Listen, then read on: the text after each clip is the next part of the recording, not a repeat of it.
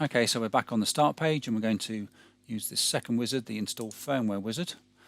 We get a window where we can scan the CAN bus to find our inverter. And we can see it's found one. We select that and it goes off and reads up the information about the application. So it's telling us this is the current application installed, the firmware, and we can see it's version 01.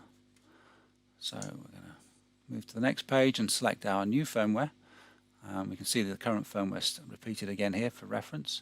So now if I choose the wrong firmware, so if I go in here and choose a piece of some firmware which is actually not correct for this inverter, so I've got a 69N21109 instead of a 69N20100. If I select that and then go to the next page, I get a little cautionary remark here which says, warning, selected installation firmware does not match current inverter firmware. So it's telling us that there is a discrepancy here between what's installed and what we're trying to install. Now we can ignore that by clicking this box here, and that will make these buttons here appear, but I would advise that you check carefully to make sure that the firmware is the right firmware for your GVI. So anyway, we'll go back to the previous page, and now we're going to select the correct firmware. So we're going to choose a version 3, so the current version is 01. We're going to install a version 03 firmware.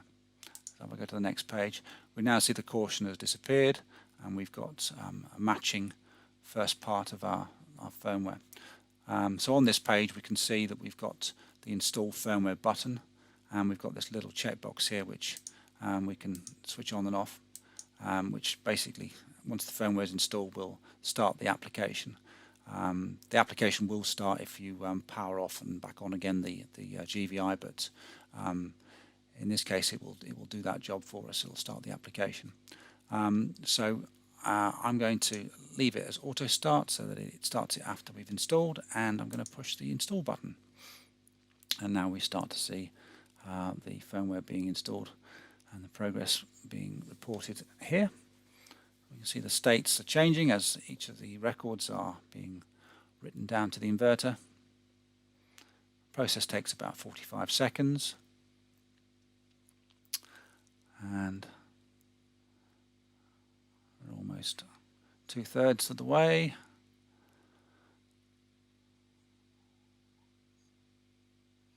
It's almost there, and we should see, once it's installed, we should see this this firmware version here go from 01 to 03. So the application has started, it's done a refresh of this information, and we've got the new firmware installed, and we can push the finish button and continue with our